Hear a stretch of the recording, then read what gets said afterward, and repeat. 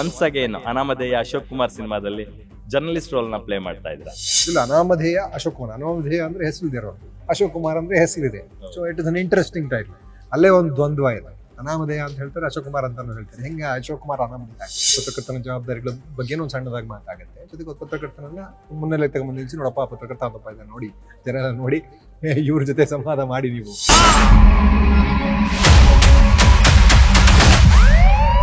Kishore sir ಅವರಿಗೆ ಮುಂದಿನ ಕನಸುಗಳಂದ್ರೆ ನಿರ್ದೇಶನ, ನಿರ್ಮಾಣ, ಈ ತರದ ಕನಸುಗಳು? ಒಂದು ಸಿನಿಮಾ ಈಗಾಗಲೇ ರೆಡಿ ಇದೆ, BMW ಅಂತ. ಇನ್ನೊಂದು ಸಿನಿಮಾ ಡ್ರೈವ್ ಅಂತ ಮಾಡ್ತಾ ಇದ್ದಾರೆ, ಕಾಲ ಅದೇ ಅದನ್ನ ಮಾರಾಟ ಮಾಡೋದು ಹೆಂಗೆ ಅಂತ ಗೊತ್ತಾಗ್ತಾ ಇಲ್ಲ, ಓಡಾಡ್ತಾ ಇದ್ದೀನಿ ಈಗ. ಮಹಾಕುಂಭ ಮೇಳ ನಡೀತಾ ಇದೆ, ಅದ್ರಲ್ಲಿ ಕಾಲ್ ತುಳ್ತಾಗಿ ಒಂದಷ್ಟು ಜನ ಜೀವ ಕಳ್ಕೊಂಡಿದ್ದಾರೆ ಅಂತ. ಜನಗಳ ಜೀವನನ ಬೆಟರ್ ಮಾಡಿಸೋದಕ್ಕೆ ಬೇರೆ ಆಗೋದು. ಜನಗಳನ್ನ ನಂಬಿಸಿ, ನೀವು ದೇವರಲ್ಲಿ ನಂಬಿದಕ್ಕೆ ಇದೆಲ್ಲ ಮಾಡಬೇಕು ಅಂತ ಹೇಳಿ ಮಾಡಿದ್ರೆ ಮತ್ತೆ ಅದೇ ಹಳೆಯ ಪುರೋಹಿತ ಶಾಹಿನೇ ಇದು. ಸಿನಿಮಾ ಇತ್ತೀಚಿನ ದಿನಗಳಲ್ಲಿ ಬರೀ ಉದ್ಯಮವಾಗಿ ಉಳ್ಕೊಂತಾ ಇದೆಯಾ ಹೊರತು ನನ್ನ ಪ್ರೇಕ್ಷಕನ ಬಗ್ಗೆಗಿನ ಜವಾಬ್ದಾರಿ. ಸಮಾಜಮುಖಿ. ಅವನು ಬಂದು ನನ್ನ ಸಿನಿಮಾ ನೋಡ್ತಾ ಇದ್ದಾರೆ, ನನ್ನನ್ನು ನಂಬಿ ಬರ್ತಾ ಇದ್ದಾರೆ. ನನ್ನ ನಂಬಿದ ಮೇಲೆ ನನ್ನವನು ಅವ್ರನ್ನ ಅಣ್ಣವ್ರು ಅಂತ ಕರೆದಿದ್ದು ನಾವು ಸುಮ್ಮನೆ ಅಲ್ಲ. ಆದರೆ ಆ ಸದ್ದು ಕೇಳಿದ ತಕ್ಷಣ ಅವರ ಮುಖದ ಭಾವನೆ ಬೇಕಾಯಿತು. ಗ್ಯಾರಂಟಿ ಗ್ಯಾರಂಟಿ ಗ್ಯಾರಂಟಿ, ಸುದ್ದಿ ಖಚಿತ, ನ್ಯಾಯ ನಿಶ್ಚಿತ. ನಾನು ನಿಮ್ಮ ಬೀರ್ಗನಹಳ್ಳಿ ಲಕ್ಷ್ಮೀನಾರಾಯಣ್. ವೀಕ್ಷಕರೇ, ನಮ್ಮ ಕನ್ನಡ ಚಿತ್ರರಂಗ ಅಂತ ನೋಡಿದಾಗ ಸಾಕಷ್ಟು ಜನ ಕಲಾವಿದರು, ತಂತ್ರಜ್ಞರಿದ್ದಾರೆ. ಪ್ರತಿದಿನ ಒಂದಿಲ್ಲ ಒಂದು ಸಿನಿಮಾ ಶೂಟಿಂಗ್ ಆಗ್ತಾ ಇರುತ್ತೆ, ಡಬ್ಬಿಂಗ್ ಆಗ್ತಾ ಇರುತ್ತೆ, ಪೋಸ್ಟ್ ಪ್ರೊಡಕ್ಷನ್ ಕೆಲಸಗಳು ನಡೀತಾ ಇರುತ್ತೆ, ಟೀಸರು, ಟ್ರೈಲರು, ಆಡಿಯೋ ಲಾಂಚು, ಅದು ಇದು ಆಗ್ತಾ ಇರುತ್ತೆ. ಅಷ್ಟೇ ಯಾಕೆ, ಶುಕ್ರವಾರ ಗುರುವಾರ ಬಂದೈತಂದ್ರೆ ಸಿನಿಮಾಗಳ ರಿಲೀಸ್ಗಳು ಕೂಡ ನಡೀತಾ ಇರುತ್ತೆ. ಆದರೆ ಎಲ್ಲ ಸಿನಿಮಾಗಳು ಕ್ಲಿಕ್ ಆಗಕ್ಕೆ ಸಾಧ್ಯ ಇಲ್ಲ, ಎಲ್ಲ ಕಲಾವಿದರು ಕ್ಲಿಕ್ ಆಗಕ್ಕೆ ಸಾಧ್ಯ ಇಲ್ಲ, ಎಲ್ಲ ತಂತ್ರಜ್ಞರಿಗೂ ಅವರು ಮಾಡಿದಂಥ ಶ್ರಮಕ್ಕೆ ಪ್ರತಿಫಲ ಸಿಗೋಕ್ಕೂ ಸಾಧ್ಯ ಇಲ್ಲ. ಆದರೆ ಒಂದಷ್ಟು ಟೆಕ್ನಿಷಿಯನ್ಸು, ಕಲಾವಿದರಿದ್ದಾರೆ. ಅವರ ಸಿನಿಮಾಗಳ ಆಯ್ಕೆನೇ ಬಹಳ ವಿಭಿನ್ನವಾಗಿರುತ್ತೆ, ಬಹಳ ಖುಷಿ ಕೊಡುತ್ತೆ. ಯಾಕಂದರೆ ಅವರ ಆಯ್ಕೆನೇ ತುಂಬ ಚೆನ್ನಾಗಿರುತ್ತೆ. ಹಾಗಾಗಿ ಅವರ ಪಾತ್ರಗಳು ಜನರನ್ನ ಕಾಡುತ್ತೆ. ಆ ಥರ ಕಾಡುವಂಥ ಪಾತ್ರಗಳನ್ನು ಮಾಡುವಂಥ ಒಬ್ಬ ಬಹುಭಾಷಾ ನಟ, ಬುದ್ಧಿಜೀವಿ, ನಾವೆಲ್ಲ ಏನೆಲ್ಲ ಕರಿತೀವಿ, ಆ ಥರದ ಒಬ್ಬ ನನಗೆ ತುಂಬ ಪರ್ಸ್ನಲಿ ಇಷ್ಟ ಆಗೋಂಥ ಒಬ್ಬ ವ್ಯಕ್ತಿತ್ವದ ವ್ಯಕ್ತಿ ನಮ್ಮೊಟ್ಟಿಗಿದ್ದಾರೆ ಇವತ್ತು. ಹುಲಿ ಕಿಶೋರ್ ಅವರು. ಸರ್, ಕಾರ್ಯಕ್ರಮಕ್ಕೆ ಆತ್ಮೀಯ ಸ್ವಾಗತ. ಹೇಗಿದ್ದಾರೆ ಸರ್? ಭಾಳ ಖುಷಿ ಆಗುತ್ತೆ ನಿಮ್ಮ ಜೊತೆ ಯಾವಾಗ ಕೂತು ಮಾತಾಡಿದ್ರು. ಯಾಕಂದರೆ ಸಾಕಷ್ಟು ವಿಚಾರಗಳನ್ನ ನಾವಿಬ್ಬರು ವಿನಿಮಯ ಮಾಡ್ಕೊತಾ ಇರ್ತೀವಿ. ಈಗ ಎಲ್ಲಕ್ಕಿಂತ ನಾನು ನಿಮ್ಮ ಜೊತೆ ಮಾತಾಡೋಕೆ ಕೂತಿರ್ತಕ್ಕಂಥ ವಿಚಾರ ಅನಾಮಧೇಯ ಅಶೋಕ್ ಕುಮಾರ್ ಅಂತಕ್ಕಂಥ ಸಿನಿಮಾದ ಬಗ್ಗೆ ಮಾತಾಡೋದಕ್ಕೆ. ಇವತ್ತು ಟ್ರೈಲರ್ ಲಾಂಚ್ ಆಗಿದೆ. ಪತ್ರಕರ್ತನ ರೋಲು ಅಥವಾ ಪೊಲೀಸ್ ಕಾಪ್ ರೋಲು ನಿಮಗೆ ಹೊಸ್ತೇನಲ್ಲ, ಸಾಕಷ್ಟು ಬಾರಿ ನೀವು ಅದನ್ನು ಮಾಡಿಬಿಟ್ಟಿದ್ದೀರಾ. ಈಗ ಒನ್ಸ್ ಅಗೇನ್ ಅನಾಮಧೇಯ ಅಶೋಕ್ ಕುಮಾರ್ ಸಿನಿಮಾದಲ್ಲಿ ಜರ್ನಲಿಸ್ಟ್ ರೋಲ್ನ ಪ್ಲೇ ಮಾಡ್ತಾ ಇದ್ದೀರಾ. ಆ್ಯಕ್ಚುಲಾಗಿ ಮೊದಲನೇ ಸಲ ನನಗೆ ಗೊತ್ತಿರೋ ಹಾಗೆ, ನನಗೆ ಜ್ಞಾಪಕ ಇರೋ ಹತ್ರ ಮೊದಲನೇ ಸಲ ಪತ್ರಕರ್ತನ ಪಾತ್ರ. ಖುಷಿ ಇದೆ, ಯಾಕಂದರೆ ನಿಮ್ಮ ಕೆಲಸನ ತುಂಬ ಮುಖ್ಯವಾದ ಕೆಲಸ ಅಂತ ನಾನು ಕನ್ಸಿಡರ್ ಮಾಡ್ತೀನಿ. ಸಮಾಜದ ಸ್ವಾಸ್ಥ್ಯಕ್ಕೆ, ಜೊತೆಗೆ ಸಮಾಜದ ಸಂತೋಷಕ್ಕೆ, ತೃಪ್ತಿಗೆ, ಎಲ್ಲದಕ್ಕೂ ಸಮಾಜದ ಆರೋಗ್ಯಕ್ಕೆ ತುಂಬ ಕೊಡುಗೆ ಕೊಡುವಂಥ ತುಂಬ ಪ್ರಮುಖವಾದಂಥ ಒಂದು ಪಾತ್ರ ನಿಮ್ಮದು. ಸೊ ಹಾಗಾಗಿ ಅಂತ ಪಾತ್ರ ಮಾಡೋದು ಖುಷಿ ಇದೆ. ಬಟ್ ಎಷ್ಟು ಮಟ್ಟಿಗೆ ನಾವು ಅದನ್ನು ಸಿನಿಮಾ ಮೂಲಕ ಹೇಳಿದ್ದೀವಿ ಅನ್ನೋದು ನನಗೆ ಆ್ಯಕ್ಚುಲಿ ನನ್ನ ಕೈಲಿಲ್ಲ, ಅದು ನಿರ್ದೇಶಕ ಕೈಲಿರುತ್ತೆ. ಬಟ್ ಅಟ್ಲೀಸ್ಟ್ ಈ ಪಾತ್ರಗಳನ್ನು ಜನಗಳಿಗೆ ಮತ್ತೆ ಮತ್ತೆ ಜ್ಞಾಪಿಸೋದು ಒಂದು ಕೆಲಸ ಆಗುತ್ತೆ. ಅದಂತೂ ಖಂಡಿತ ಆಗುತ್ತೆ. ಅದರಲ್ಲಿ ಅಂದರೆ ಪತ್ರಿಕೋದ್ಯಮದ ಬಗ್ಗೆನೂ ಮಾತಾಗುತ್ತೆ. ಅದರಲ್ಲಿ ಒಬ್ಬ ಪೊಲೀಸ್, ಒಬ್ಬ ಪತ್ರಕರ್ತ, ಇಬ್ಬರು ಕ್ಲಾಶ್ ಆಗ್ತಾರೆ. ಅಂದರೆ ಅವನನ್ನು ಪತ್ರಕರ್ತನ ಹಿಡ್ಕೊಂಬಂದು ಒಂದು ಇನ್ವೆಸ್ಟಿಗೇಷನ್ ಕೊಡ್ಸ್ಕೊತಾರೆ. ಅವನೊಂದು ಕ್ರಿಮಿನಲ್, ಒಂದು ಕ್ರೈಮ್ ಥ್ರಿಲ್ಲರ್ ಮಾಡ್ತಾ ಇದ್ದಾರೆ.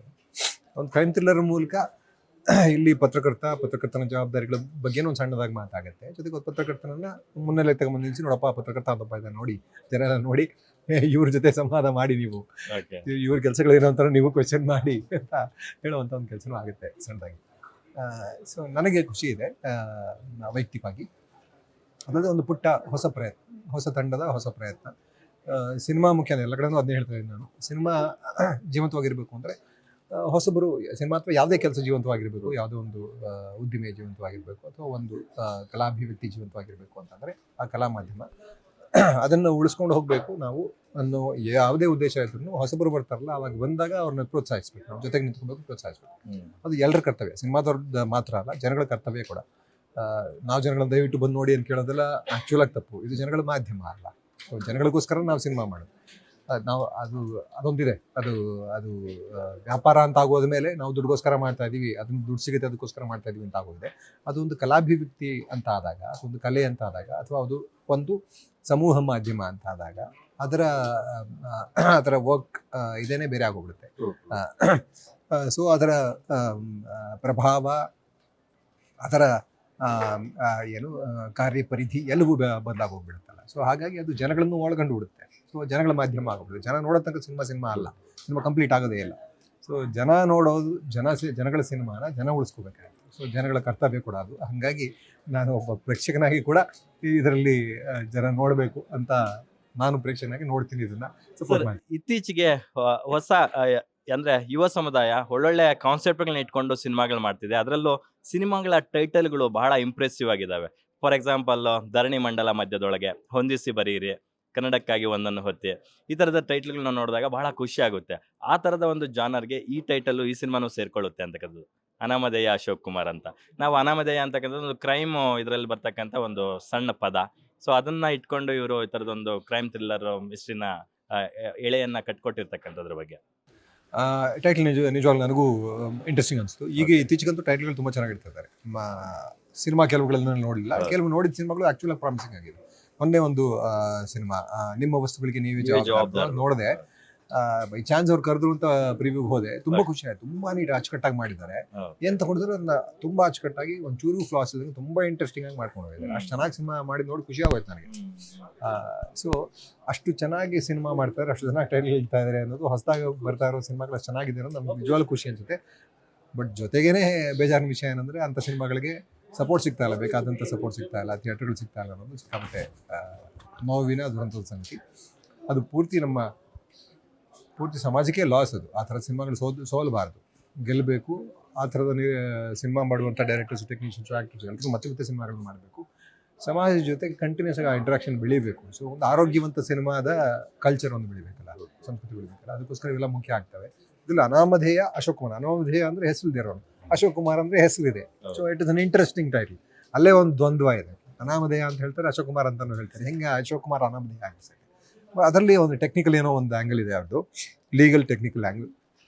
ಪೊಲೀಸರಲ್ಲಿ ಕೆಲವು ಯಾವ್ದಾದ್ರು ಕೇಸ್ಗಳಿಗೆ ಯಾರು ಕ್ರಿಮಿನಲ್ ಅಂತ ಗೊತ್ತಾಗದೇವ್ರು, ಯಾರನ್ನ ಐಡೆಂಟಿಫೈ ಮಾಡೋಕ್ಕಾಗಲ್ಲ ಅಂತ, ಆ ಥರದ ಕ್ರೈಮ್ಗಳಲ್ಲಿ ಆ ಕ್ರಿಮಿನಲ್ಗೆ ಒಂದು ಹೆಸರು ಕೊಡಬೇಕಲ್ಲ, A1 A2 ಅಂತೆಲ್ಲ ಕೊಡಬೇಕು. ಆ ಥರದ್ದು ಬದಲಾಗಿ ಅಶೋಕ್ ಕುಮಾರ್ ಅಂತ ಕೊಡ್ತಾರಂತೆ. ಸೊ ಅದನ್ನ ಇಟ್ಕೊಂಡು ಇದಕ್ಕೆ ಅಶೋಕ್ ಕುಮಾರ್ ಅಂತ. ಅಲ್ಲ, ನಮ್ಗೆ ಸಾಮಾನ್ಯವಾಗಿ ಅನ್ಸಿದ್ದು ಕಿಶೋರ್ ಕುಮಾರ್ ಸರ್ ಅವ್ರನ್ನ ಪೊಲೀಸ್ ಕಾಪ್ಗೆ ಆಯ್ಕೆ ಮಾಡ್ಬೇಕಿತ್ತು, ಇವರು ವೈ ಜರ್ನಲಿಸ್ಟ್ ಅಂತ ಅನ್ಸುತ್ತೆ ಜನರಲ್ ಆಗಿ. ಯಾಕಂದ್ರೆ ನಿಮ್ಮ ಕರಿಯರ್ ನಲ್ಲಿ ನೋಡಿದಾಗ ಬಹುತೇಕ ಸಿನಿಮಾಗಳಲ್ಲಿ ಪೊಲೀಸ್ ಕಾಪ್ ಆಗಿ ನೀವು ಹೊರಹೊಮ್ಮಿದ್ದುಂಟು. ಜಾಸ್ತಿ ಆಗೋಯ್ತು.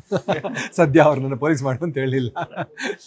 ಸೊ ಏಕತಾನತೆ ಎಲ್ರಿಗೂ, ಆ್ಯಕ್ಟರ್ಗಳಿಗಂತೂ ಸಿಕ್ಕಾಪಟ್ಟೆ ಹಿಂಸೆ ಅನ್ಸುತ್ತೆ. ನಿಮ್ಗೇನೆ ದಿವಸ ಮಾಡಿದ ಕೆಲಸ ಮಾಡಬೇಕು ಅನ್ನೋ ಬೋರ್ ಹೊಡ್ಬಿಡ್ತಲ್ಲ.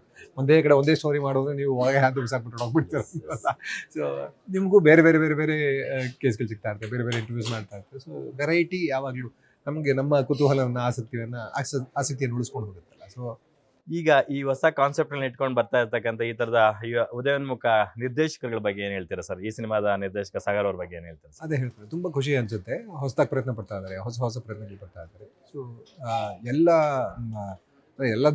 ದೃಷ್ಟಿಕೋನದಲ್ಲೂ ನೋಡಿ ಅದನ್ನ, ಈಗ ಟೈಟಲಿಂದ ಹಿಡಿದು ಅದನ್ನ ಸೆಲೆಕ್ಟ್ ಮಾಡೋದ್ರಿಂದ ಹಿಡಿದು ಇಂಟ್ರೆಸ್ಟಿಂಗ್ ಆಗಿ ಸೆಲೆಕ್ಟ್ ಮಾಡ್ಕೊಂಡು ಅದನ್ನ ಚೆನ್ನಾಗಿ ಪ್ರಮೋಷನ್ ಮಾಡಿ ಸಿಕ್ಕಾಪಟ್ಟೆ ಪ್ರಯತ್ನ ಆಗ್ತಾರೆ ಪ್ರಮೋಷನ್ಗೆ. ನನಗೆ ಆಗ್ತಾ ಇಲ್ಲ, ಅವ್ರನ್ನ ಮ್ಯಾಚ್ ಮಾಡಕ್ ನನಗೆ ಆಗ್ತಾ ಇಲ್ಲ.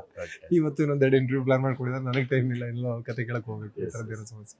ಸೊ ಎಲ್ಲ ಥರದ ಸರ್ಕಸ್ ಮಾಡ್ಬೇಕಂತ ಒಂದು ಸಿನಿಮಾ ಮಾಡೋದೊಂದು, ಅದನ್ನ ತಗೊಂಡು ತಲುಪಿಸೋದು ಇನ್ನೊಂದು. ಎಲ್ಲ ಒಂದ್ ಕಡೆ ಕಿಶೋರ್ ಸರ್ ಅವರು ಒಂದು ಸಿನಿಮಾದಲ್ಲಿ ಇದ್ದಾರೆ ಅಂತಂದ್ರೆ, ಆ ಸಿನಿಮಾದಲ್ಲಿ ಏನೋ ಒಂದು ಸ್ಟಫ್ ಇದೆಯಪ್ಪ, ನಾವು ನೋಡ್ಬೇಕು ಅಂತ ಥಿಯೇಟರ್ಗೆ ಬರೋ ವರ್ಗ ಕೂಡ ಇದೆ. ಏನಕ್ಕೆ ಕಿಶೋರ್ ಸರ್ ಅಷ್ಟು ಈಸಿಯಾಗಿ ಒಂದು ಪಾತ್ರನ ಒಪ್ಕೊಳ್ಳೋ ಅಂತವ್ರಲ್ಲ, ಅಷ್ಟು ಈಸಿಯಾಗಿ ಒಂದು ಕಥೆಯನ್ನ ಅಕ್ಸೆಪ್ಟ್ ಮಾಡುವಂತವ್ರಲ್ಲ ಅಂತಕ್ಕಂಥದ್ದು ಒಂದು ಮಾತಿರ್ತಕ್ಕಂಥದ್ದು. ಹಾಗೇನಿಲ್ಲ, ನನಗೆ ಸಿಕ್ಕ ಅವಕಾಶಗಳಿಗೆ ನಾನು ಥ್ಯಾಂಕ್ಸ್ ಹೇಳಬೇಕು. ನನಗೆ ಆ ಥರದ ಒಳ್ಳೊಳ್ಳೆ ಅವಕಾಶಗಳು ಸಿಕ್ಕಿದ್ವು. ಜೊತೆಗೆ ನಾನು ಲಕ್ಕಿ, ನನಗೆ ಅವಕಾಶಗಳು ಅಷ್ಟಿವೆ. ಆಯ್ಕೆ ಮಾಡಬೇಕು ಅಂದರೆ ಅವಕಾಶಗಳಿದ್ದರೆ ತಾನೇ. ಆಯ್ಕೆ ಮಾಡೋ ಸ್ವಾತಂತ್ರ್ಯ ಸಿಗೋದೇ ಯಾವಾಗ ಅವಕಾಶಗಳು ಜಾಸ್ತಿ ಇದ್ದಾಗ. ಕಡಿಮೆ ಇದ್ದಾಗ ನಮಗೆ ಆಯ್ಕೆಯ ಸ್ವಾತಂತ್ರ್ಯವೇ ಇಲ್ಲ. ಹೊಟ್ಟೆಪಾಡಿ ಏನೋ ಒಂದು ಮಾಡಲೇಬೇಕಾಗುತ್ತೆ. ಹಾಗಾಗಿ ನಾನು ಎಲ್ರಿಗೂ ಧನ್ಯವಾದ ಹೇಳಬೇಕು. ಆ ಥರದ ಪಾತ್ರ, ಬೇರೆ ಬೇರೆ ಥರದ ಪಾತ್ರಗಳನ್ನು ಕ್ರಿಯೇಟ್ ಮಾಡ್ತಾ ಇರೋರಿಗೆ, ನನಗೆ ಅವಕಾಶಗಳನ್ನು ಕೊಡ್ತಾ ಇರೋರಿಗೆ, ಪ್ರೇಕ್ಷಕರಿಗೆ ಸಹ, ಪ್ರೇಕ್ಷಕರು ನೋಡಬಹುದು ಅಂತ ನೋಡಿ ಬೆಳೆಸಿದ್ದೇ ತಾರೆ. ನಾನು ಈ ಥರದ ಆಯ್ಕೆ ಮಾಡೋ ಸ್ವಾತಂತ್ರ್ಯವನ್ನು ಅವರೇ ಬೆಳೆಸ್ಕೊಟ್ಟಿದ್ದು ನಾನು.